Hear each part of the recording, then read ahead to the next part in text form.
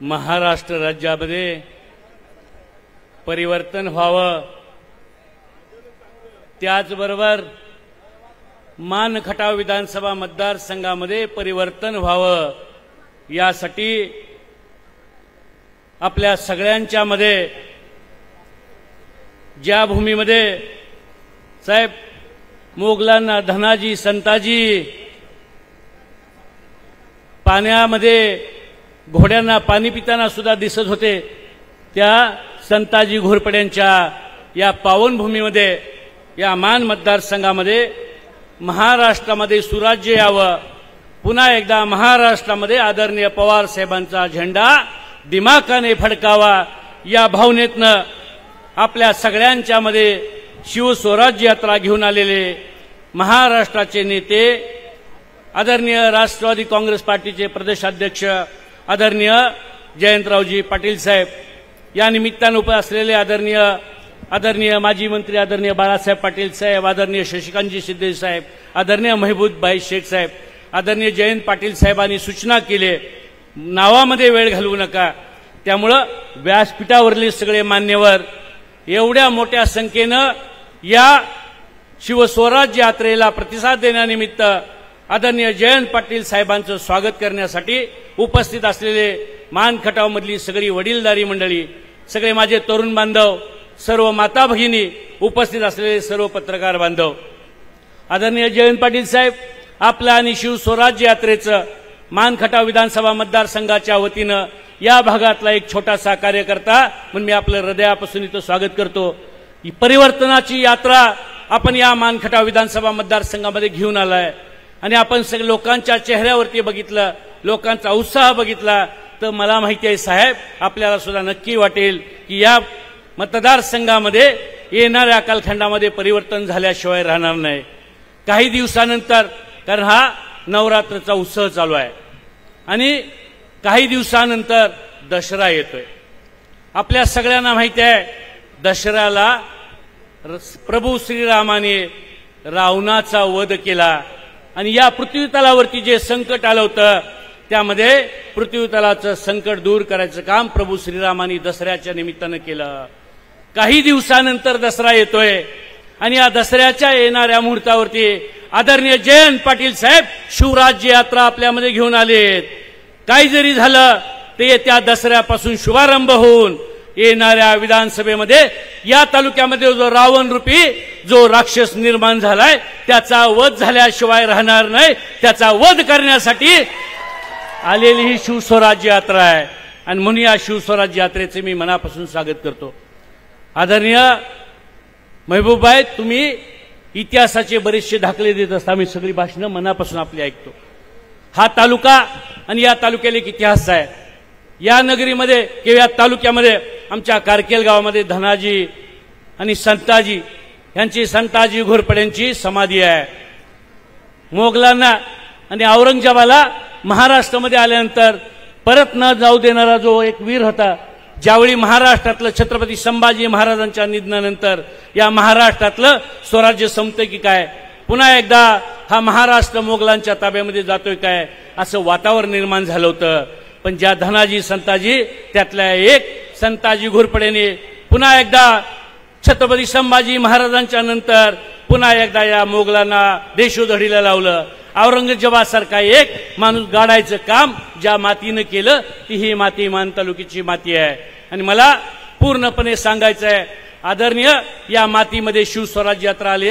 आदरणीय जयंत पाटील साहेब आपल्या नेतृत्वाखाली पुन्हा एकदा या महाराष्ट्रामध्ये ज्या मोगल रूपी लोकांनी जो धुमाकूळ घातलाय, तो धुमाकूळ मला पूर्ण खात्री आहे विधानसभेचे इलेक्शन होईल आणि मतमोजणी होईल, त्याच्या दुसऱ्या दिवसानंतर आदरणीय पवार साहेबांच्या आणि आपल्या नेतृत्वाखाली या महाराष्ट्रातली ही जातीवादी मोगलशाही संपल्याशिवाय राहणार नाही, याचा मला पूर्ण खात्री आहे. आणि या परिवर्तनामध्ये साहेब काही जरी झालं, आपण आता सगळे बसलो होतो आणि सर्किट हाऊसमध्ये आपण जी भावना व्यक्त केली, काही जरी झालं तर आदरणीय पवार साहेबांच्या मनामध्ये या मतदारसंघामध्ये परिवर्तन झालं पाहिजे आणि या मतदारसंघाचा आमदार आदरणीय पवार साहेबांचा झाला पाहिजे, ही जी भावना तुम्ही व्यक्त केली, मी हृदयापासून आपल्याला सांगतो, साहेब, आपल्या मनामध्ये जी भावना आहे ती काही जरी झालं तर आमच्या मान खटावची जनता तो आपला शब्दाने आपली जी इच्छा आहे, पवार साहेबांची इच्छा आहे, ती 100% पूर्ण केल्याशिवाय राहणार नाही. हे पण मला या निमित्तानं आपल्याला सांगितलं पाहिजे. आदरणीय जयंत पाटील साहेब, आपल्याला आठवत असेल साधारण 2014 सालामध्ये मी या तालुक्यामध्ये एक कृषी प्रदर्शन घेतलं होतं इथे इंगळी मैदानावरती, आणि आपण हेलिकॉप्टरने त्याचं उद्घाटन करायला आला होता 14 सालामध्ये. साधारण 98-99 सालापासून या मतदारसंघाच्या मध्ये काम करणारे आम्ही कार्यकर्ते आहे. 14 सालामध्ये त्या कृषी प्रदर्शनाला आपण आला होता, आणि त्यावेळपासून बघताय या भागातले आमच्यासारखे कार्यकर्ते असतील, आता अभयदादांनी भाषण केलं, आम्ही सगळी मंडळी या भागामध्ये काहीतरी लोकांचा विकास व्हावा, सर्वसामान्य जनतेसंदर्भामध्ये आपण काहीतरी चांगली भूमिका घेऊन जावी या भावनेतून आम्ही सगळेजण मंडळी जातोय. आणि एका बाजूला मगाशी दादासाहेबांनी महाभारताचा, रामायणाचा दाखला दिला, महाभारताचं काहीतरी इथं सांगितलं. या भागामध्ये साहेब परवा एक शासकीय होता की निमशासकीय होता तालुक्यातल्या लोकांना अजून कळलं नाही, पण एक साड्या वाटपाचे 2 मोठे कार्यक्रम झाले आणि कार्यक्रमानंतर सगळ्या महिला भगिनी समोर बसल्या होत्या, आणि या सगळ्या महिला भगिनींच्या समोर आमच्या या आमदारानं डान्स केला, आणि तो पण कुठल्या गाण्यावर केला, तो मै हू डॉन. या मतदारसंघाला आता डॉनची गरज नाही. या मतदारसंघाला सर्वसामान्य माणसाला आपला वाटणारा, गोरगरीब माणसांच्या सुखदुःखामध्ये राहणारा, ज्यावेळी गरीब माणसाला गरज वाटेल त्यावेळी त्याचा फोन उचलणारा आणि गरीब माणसाला नावानं हाक मारणारा आमदार पाहिजे, डॉन नको या मतदारसंघाला.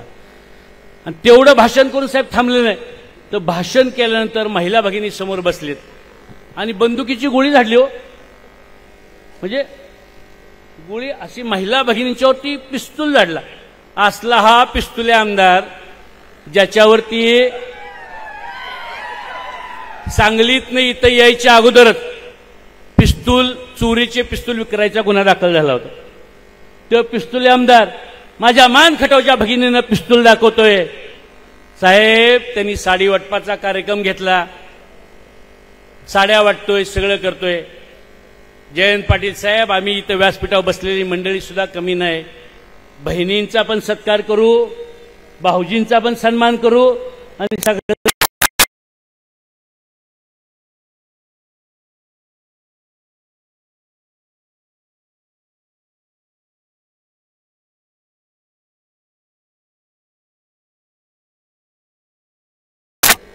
शेवटी लोकशाहीमध्ये बांधवानो, इच्छुक असणं काही चुकीचं नाही, प्रत्येकाला आमदार वाटणं काही चुकीचं नाही, पण काही मर्यादेपर्यंत मला आमदार झालं पाहिजे वाटणं ही एक बाब आहे.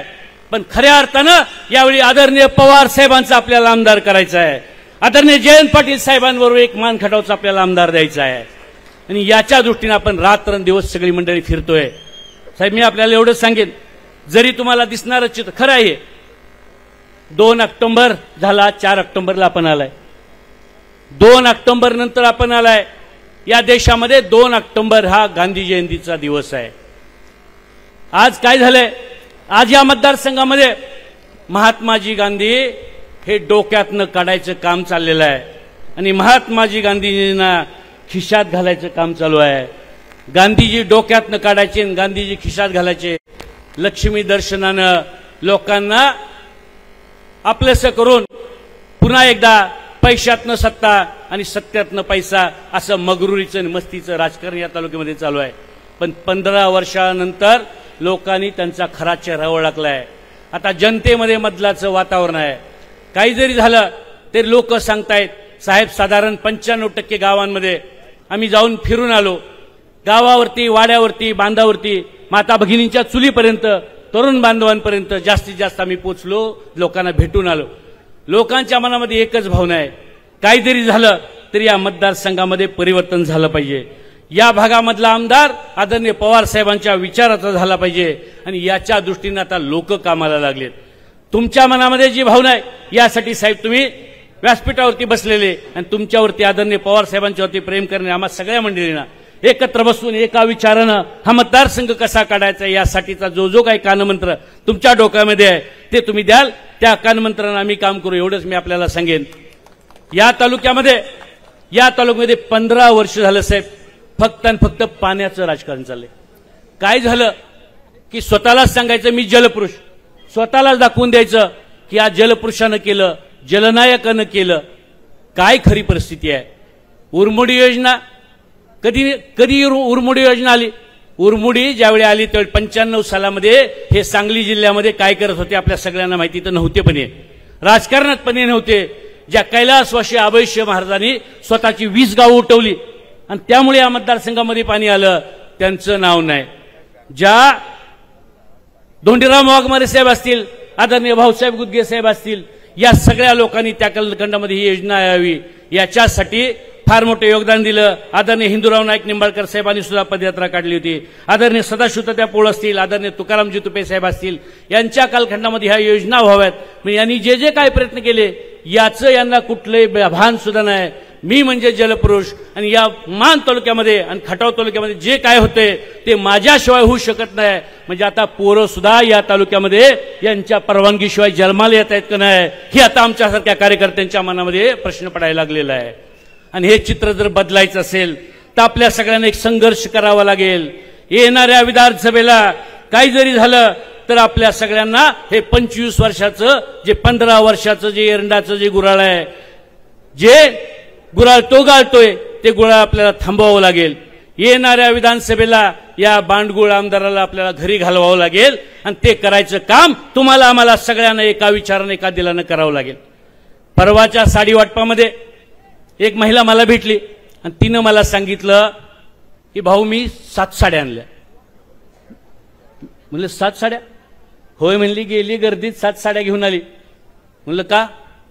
नाही म्हणली काय आहे, एक तर मला वाटलं किंवा माझं मत आहे ती शासकीय योजना आहे, शासन वाटतंय, कारण तिथं तहसीलदार प्रांत सगळी इन्स्पेक्टर सकाळी साहेब ज्यावेळी महिला येत नाहीत त्याच्या आधी प्रांत तहसीलदार साडी वाटपाला घेऊन येऊन बसतात का काय, साड्या घ्यायला येऊन बसतात काही कळलं नाही या तालुक्यामध्ये, ते पहिले खुर्ची बसलेले असतात। तेव्हा महिलेने सांगितलं मी 7 साड्या घेऊन आले आणि ते शासनाचा पैसा आहे, ह्यांचं काय आहे? आणि त्याच्यापेक्षा म्हणले माझ्या घरातले एक नातेवाईक त्या मायनी मेडिकल कॉलेजमध्ये ऍडमिट झाला होता आणि साधारण आम्ही 40,000 रुपये आम्ही बिल भरले आणि त्यामुळे 40,000 रुपये बिल भरले आणि पुन्हा महात्मा फुले आरोग्य योजनेमध्ये आमचं नाव दिसले। त्यामुळे 7 साड्यानं काय होत नाही, 40,000 जोपर्यंत वसूल होत नाही तो पण जिथं जिथं कार्यक्रम होईल तिथली साडी मी घेऊन येणार आहे हे सांगणारी आमची भगिनी आहे।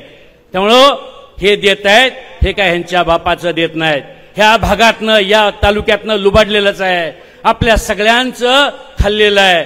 काय दिलं तर घ्या, पण येणाऱ्या विधानसभेमध्ये आदरणीय पवार साहेबांच्या विचाराच्या मागे राहायचं काम करूया आणि काही जर झालं तर एक आमदार आदरणीय जयंत पाटील साहेबांच्या मागे उभं करूया, एवढं सांगतो आणि थांबतो। जय हिंद, जय महाराष्ट्र। एबीपी माझा, उघडा डोळे बघा नीट।